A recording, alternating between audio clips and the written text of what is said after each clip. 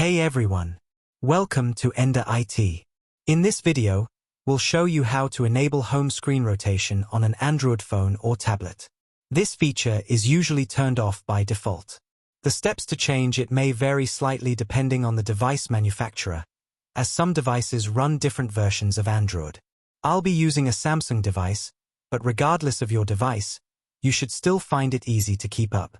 If this video helps, remember to leave a like and feel free to subscribe. Let's get into the method. First, open the Settings app. Look for and tap on the option labeled Home Screen.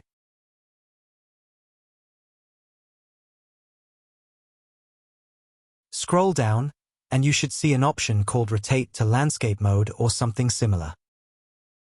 Simply toggle this option on, and you can test it out to ensure it works.